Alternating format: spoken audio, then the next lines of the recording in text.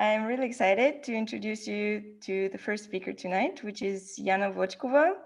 She's joining us from Denmark, and she's currently Senior Product Manager at iPaper. And previously, she was co-founder and CEO of Swipes, which is a productivity app that you might know, and it's a really, really great product. And this is also the longer story that she has shared on FemGems podcast, and I'm sure you'll hear a little bit about it tonight. It's episode 11 if you want to tune in after the event. It's a really hilarious and insightful episode, and where you can also learn a lot about, for example, the unusual way that she's co-founded her first startup, or her time in Silicon Valley, and much more.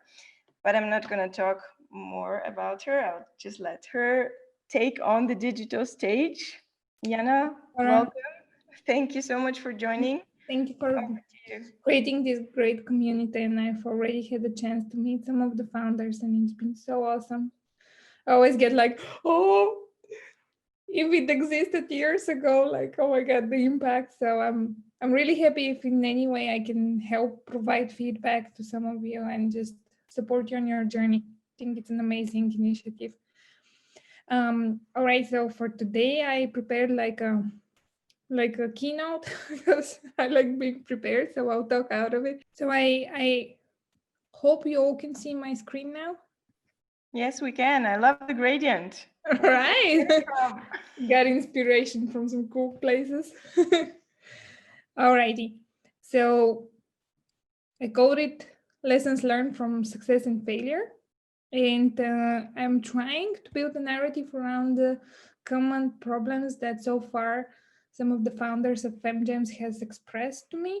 And I hope it will be kind of giving some ideas of how you can tackle them if you're in the same situation.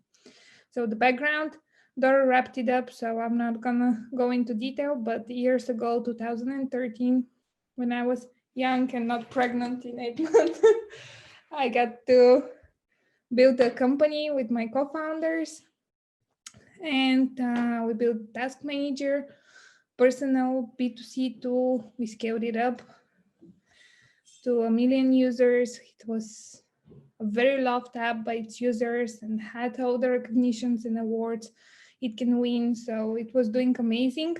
And then we decided to how hard can it be? We'll just build another as successful product or even more successful product, because this one we were kind of going for the fast growth pace, and we didn't figure out a business model. So we decided to jump into the team collaboration space. And there we went to Silicon Valley, spent 2 years there working with investors and mentors from all the cool companies that are out there. We were part of the Alchemist Accelerator, which is the best B2B accelerator in San Francisco. And we had an amazing journey, and we ran 3 years in a circle. We didn't figure it out. And last year we shut down the company as we ran out of energy, not out of passion. The passion is still there. Thus, I'm still now part of that community and supporting other founders on their journey. Now I'm part of a local SaaS company called iPaper here in Denmark as their head of product. And we are making e-commerce solutions in very brief. So that's my background. So here are some of the learnings that I think I'm seeing that can be helpful to you and answer some of the questions that I'm seeing across the group. So one of the things is that I'm seeing is that founders, just like when I found the company, we tend to have a lot of passion and want to compensate with that passion for everything. So we throw ourselves in any direction. Every signal is interpreted as an opportunity. So it's a very overwhelming journey. So I've created throughout the years this concept for myself that I'm applying at work, which is called What is the Main Thing, which is a reflection session where I constantly try to get back to the purpose of the whole activity that I'm engaged with, and trying to figure out how is the current thing that I'm working on adding to that purpose? And I'm seeing it from the different conversations with the founders of having a lot of desire to make an impact, but then throwing themselves into 100 directions. And then it becomes very hard to see the progress and have a feeling that you're actually making meaningful steps towards the goals you have. So I always get back to, in all the conversations I had with FemGems founders so far, what is your vision? Let's start from there. Let's start every conversation with what is the vision of your company. And then founders tend to start with the activities they're engaged in. They're like, oh, so now I'm thinking about approaching the go to market in that way. Maybe I should build a partnership there. I'm like, forget about it. It doesn't matter. This is a means to an end. Tell me what is the vision. Tell me where you want to be, because the tool of building a partnership with someone or doing an activity and dedicating your very scarce resources is only going to be meaningful to the extent that it actually helps you get to that vision. In Swipes, we were very clear about what we wanted to do for most part of the journey. So it was very binary and it required constant, but despite that it was binary, it required this process on a weekly basis to get back to, oh, if I talk to that person, am I getting closer to my vision? Or if I invest my time in, I don't know, building this pitch deck, am I getting closer to my vision? So it's a constant revision. And I've created this exercise that I'm pushing founders to do, which is, once you know what the main thing is and you have expressed your vision in some way, I always get them back to, now that you know that, the most important thing is to keep the main thing the main thing. That means that you rigorously prioritize all the activities that you're doing on a variety of criteria to see if they're actually getting you to where you want to go. Because I think it's not going to be an overstatement if I say that a lot of you are working on the side and you have full-time jobs or other occupations, your resources are scarce, you're pre-funding, and there is constantly this pressure, either external or internal, to make progress. So when you're in this situation, you need to be even more resourceful than ever. And that, I think, is a good exercise to help you choose where you want to put your effort. Okay, if that is your vision, and right now you have 10 openings, 10 opportunities of things you think are important or that require your attention, let's put them on the list, let's write them down, and then let's start rating them. Impact, 1 to 10. 10 the highest, 1 the lowest. How much is it getting you to where you want to be? Is it impacting the vision in a direct way, or is it more like a long-term investment of time? The next one is desirability. Many things that are impactful and great, you naturally don't feel the pull towards, because let's say you're intimidated, let's say you don't have the competence, let's say it's very hard task to do. And guess what? No matter how much you convince yourself that this is very, very important, when the day starts, you're gonna try to push it under the rug and be like, oh, but this thing happened that now requires my attention. I so much wanted to focus on this other thing, but well, I guess I'll do this one first. So there needs to be a match between your desirability to dedicate yourself on something and the impact it can make in your business. And the third thing is the doability. Is it within your scope? Because frequently I'm hearing in some of the stories where, oh, if we do this, and I'm like, but is it you that can do it, or are you dependent on an external partner? let's say you're highly prioritizing fundraising and you're spending so much of the energy there, but a lot of it is not within your realm of influence because you're in a waiting position for a lot of things to happen. Then the doability, your hands are tied, so you shouldn't be obviously spending your day thinking, oh my God, when they were refreshing email and so on, because that's wasted time, right? So as you can see, like building kind of this system of prioritizing the things and scoring them, it will give you an idea of which idea will give you most impact for the effort invested. The third thing is understanding the user, and that is a very groundwork that needs to be done, because often my background is in marketing and people ask me, okay, so hey, what's a smart strategy, like some guerrilla marketing, let's brainstorm a bit. No, that's like a step down the line, because first you need to tell me about the user, like talk to me about their very emotional needs and reality that you want to fit in and improve in some way. Because unless you understand that, unless you have a very good grasp of people's current state, you'll not be able to convince them to move beyond inertia and get to adopt your product. And I know that we all rush into building products, but building products is only a fraction of the work to be done. Before you ever build any product, you need to spend a lot of time understanding these motivations and needs of the people and be able to solve them in your head or with your very manual work before you can figure out a way how to automate or optimize the process with the product. So this is where I've suggested to the founders I've worked with so far that instead of traditional segmentation, they use the jobs to be done method.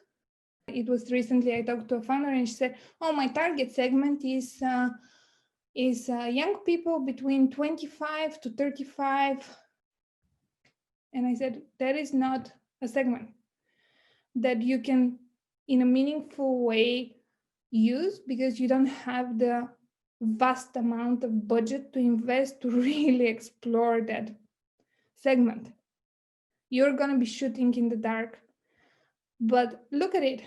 If a person is at 23, their first job, and they want to open a savings account, and they're very motivated and they want to learn about the process of banking and opening the savings account, and a wife that got recently divorced, single mom now of 3 kids, that so far has delegated the whole process of running the budget to her husband. Now she's in a situation where she needs to be the provider and the household manager. These 2 people have so much in common because their starting point is zero understanding, having the same pain, being in the same situation. And surely you can never hit them by traditional segmentation of being 23 years old, recent graduate, and so on. But you can hit them right there with the right messaging around the pain point, because you understand the situation they're in. So I'll recommend all of you to look into the jobs to be done method. And if any one of you needs the resource and the Harvard Business Review article on it, I'll be happy to share it. In Swipes, we knew that if we bash people as just,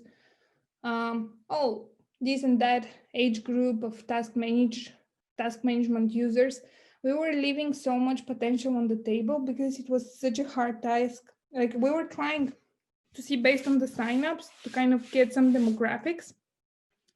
They were so all over the place. There were all kinds of professions. Some of them were kids from school that want to run their projects. Some of them were hairdresser, salon. Some of them were a baking place. Like, it was such a impossible task, and I always felt like I'm doing a poor job at segmentation and marketing because I'm not able to get the insights and kind of create this target segment, until it hit me that what's in common between these very different life situations is the state of mind. All these people had a big drive for improvement in their life, regardless what capacity they were in or they were dedicating their life to. It didn't matter if a person wanted to be the greatest plumber out there, or they want to be the greatest manager of a startup. They all had this drive to be a better version of themselves. So that drove a lot of our messaging to be around high achievers, and our brand became the task manager made for high achievers. So suddenly we could build something very relatable to all these kinds of people because we deeply understood their state of mind and what was driving them. So then the next thing I already touched upon is what to build. And I know that when you don't have the technical capabilities yourself and you're relying either on a founder or external partner to build the solution you want, it feels so intimidating because on one hand, you feel you're thinking about it from a user perspective and you're thinking about the ideal case of what this product should do and could do. So you're envisioning buttons everywhere, functionalities and all these things. And I always challenge the founders to go back a step and tell me if they could express in a sentence the problem of this user, how could they help them right now? If they were in one room, how could they make the life of that person better and elevate the pain they had? A lot of cases, it would require a conversation. It would require some manual work and some kind of a special expert skill that you have that the other person doesn't possess. Very rarely the expectation is for a product. The product is a function of how you're solving and scaling the solution to others. But it is not the answer if you can't manually, in a very grinding work, solve it on one-on-one. It will be a huge, humongous challenge to solve it through a product because you're gonna overbuild features you don't understand, how they will impact the user, and is there really a need for them? So remember that exercise for yourself when you're sitting and considering the MVP, to ask yourself, what is really the problem of that person? If I could talk to them right now, how could I solve it for them? Can I just create some Excel sheet and can I walk them through a situation? Can I explain it in a video? What is the minimal thing you can do right now for that one person? And then look into the ways of, great, what was the experience of that? Where was their expectation for the things to be solved, and what would make it an optimized experience for them? What was the greatest delighter, and what would make it meaningful for you to scale on? Because then you know what the MVP looks like. You know that, okay, it's actually only this and that functionality that they really need. And for me to make my work easier and to scale it up, I just need to add this and that. So you're way better off this way. So in our case, we knew that a task manager could do many things. You can have location reminders, you can have integrations to billions of services to pull out the tasks from there and put them in this list and so on. But because we understood that these people, the profile of these people and their internal motivations, which was they were driven by progress and they measured their happiness for the day according to the progress they made. So we built a whole narrative around this emotional state that we wanted to get them to. And the first thing that even the first version of the product had, despite that the app didn't have gazillion of the features that all the other task managers had, ours had this screen that said, all done for now. So once you've swiped the task away, once you've completed it, it cheered you on the completion and kind of got to that mental state of, I got it. Let's see what's next. And that's what I mean. Could we, if we had investigated the market and started by what the competition has, we wouldn't have been done by now, 6 years later, building features to map out to what the competition had and what's the expectation of the customer. But we just purely focus on this very deep understanding of the emotional state of the customer and their drive, and built something that was unique for them. And that was our MVP.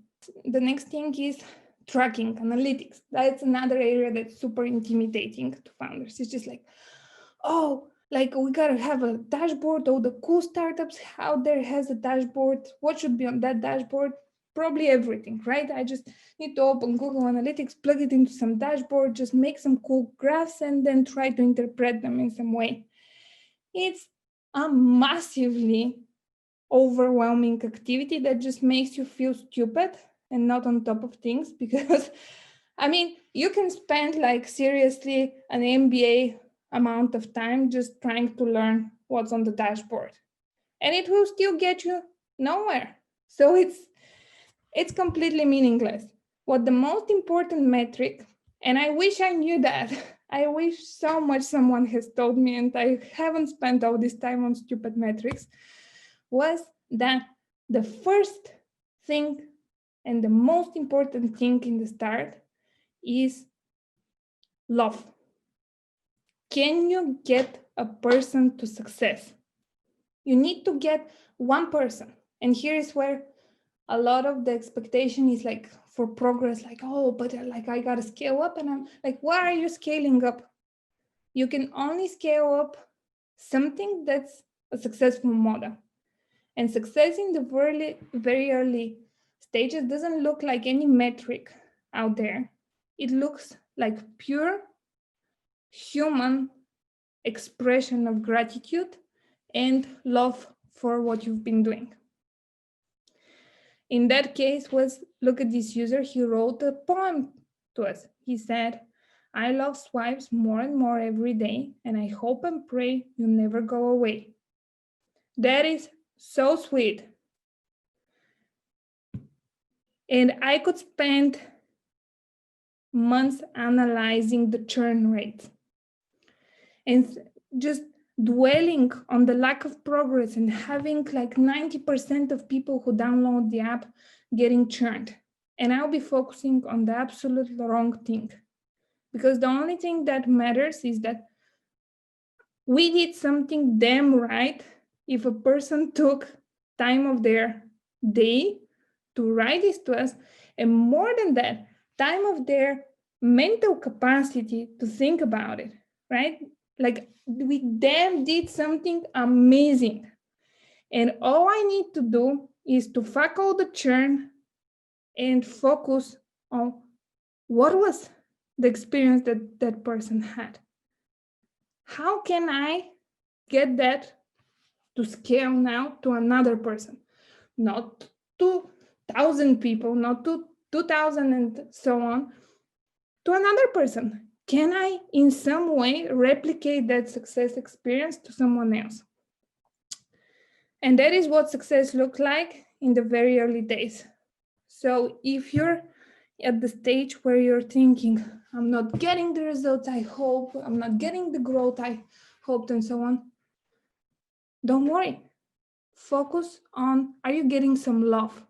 Are you getting some real person's care for what you're doing? Are you solving someone's problem to the point where that made my day? And that is success. So then the question becomes, now you've gotten that success. So how to scale up that success? And that's where we all start like, oh, I'll blow out this campaign on social media. I have created this amazing carousel on Instagram. I'll hit them up with ads. You're wasting your resources, because these things are tools. Once you understand that success, and once you have that deep understanding of the people, because these people do not look anything like each other in most cases, and you will find them in the most serendipitous ways. So I always send this exercise to the founders I work with, and I tell them, in order to scale up and to figure out what a person does, how to find more of them, the answer is not social media. The answer is go back to that person, really analyze and understand who this person is. And this is where I'm using an exercise called CORE, which pushes you to define on a number of questions, to define your user in huge depth. So you go into the demographics. How do they live? Married, unmarried, happy, unhappy, ambitious. Did they have childhood problems? Which university did they graduate? Where do they live? Where do they work? And you build as much personal narrative, and it's a little bit like being a director of a movie, trying to create this narrative around the main character, and you're gonna then throw a casting, and you're gonna be like, oh, is that person like that or like that, and see if that character fits in. Because the understanding of the person beyond the current thing you want them to do is the opportunity for you to reach them and to reach more of these customers, because you suddenly understand you understand how to build a relatable brand. You understand how to talk to them. You understand where are they likely to hang out. A lot of these places would actually be free places. There would be some kind of forum, some kind of local communities and so on, where you'll find people that if you just segmented them by age group and all the other demographic criteria, you would have never found, right? So this is a very useful exercise for you to gain an understanding of the common profile of your user. It's going to open your eyes to a lot of side communities where you can find more of them, rather than going to a traditional way and spending a lot of your energy on essentially promoting blog posts and social media ads to your friends and their friends. And the last thing, team alignment. Once you have built a team, how do you, and when you're at that stage, how do you create what's in your head? Because the passion you have, you can't expect that the rest of the people would have, but you can use various of tools to replicate that purpose for them. And it requires that, first of all, you understand very well the vision, and you're very driven and committed to the core vision you want to create. That is creating a sense of purpose. That is making the others align around it. The other thing is the connectivity, making sure now we are pushed in the COVID times and it doesn't feel right to hang around together. And obviously there are a lot of challenges, but then if you want your team to perform at their best, it's very, very important you pay attention to people's emotional responses to things.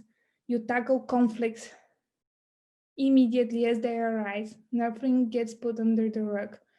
And there are clear expectations that are communicated on constant basis, so no one feels misheard or left out. And of course, there are challenges to do that remote, but do it as much as possible.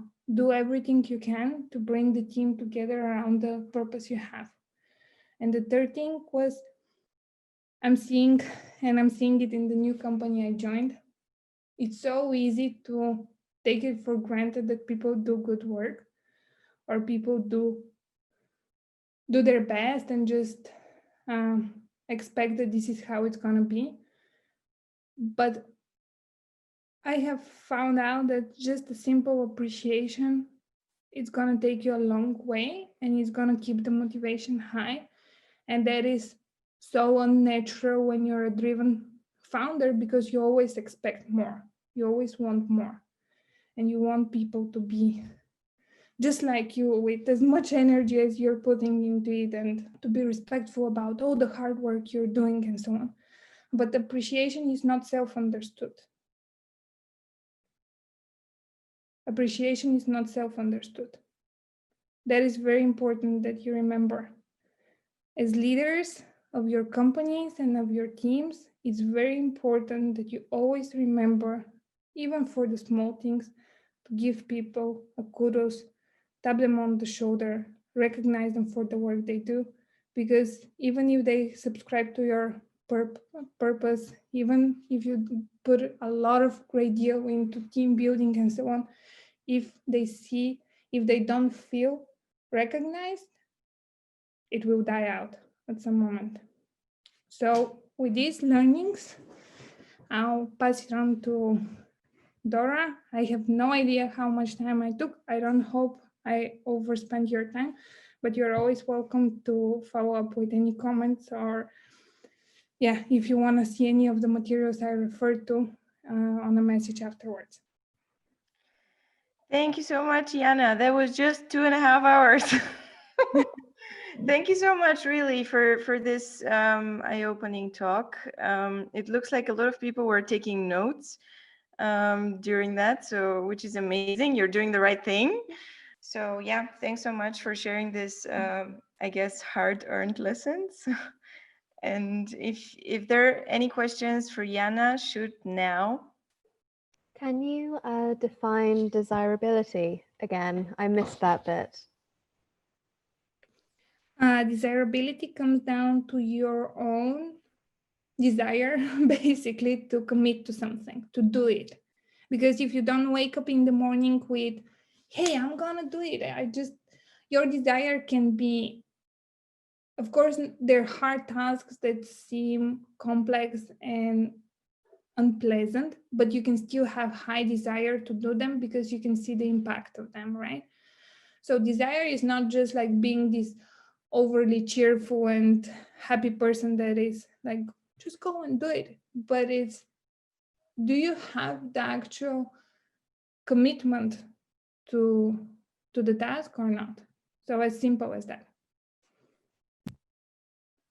Thanks so much. I struggle also with prioritizing and to concentrate. It has to be more intuitive, or it's really rational, where you really try to measure what has sense. So that, how can I know that I'm arguing me in the right way and I'm choosing the right tools? I get you. So Drina, what makes a 10 a 10, right? That is absolutely subjective, but again, the guiding star is your vision. So a lot of times when I do the exercise with people, when people are like, yeah, so let's say they want to drive traffic, they want to generate more growth. So they start like a blog, a podcast, and they start shooting all these tools. And then I say, okay, so a blog, impact. How much impact do you think the blog is going to have on traffic? And that just puts things in perspective, that a blog is a long-term tool. It requires brand building. It requires an audience. It requires constant efforts to drive traffic. It's a vehicle, right? So it's yet another thing you need to drive traffic to versus a tool that generates traffic for you. So in a very natural way, you start seeing things in perspective once you have the vision and the clear goal of what you want to achieve. Is that thing a 10 or not? Yes, it's subjective, but that's as good as we can go at that moment of time. Thanks so much. Okay, I think we are a little bit advanced in time. So thanks again, Yana, so much. And I highly encourage all of you to tune into her episode because she didn't tell the story of Silicon Valley today. And that is also super, super insightful.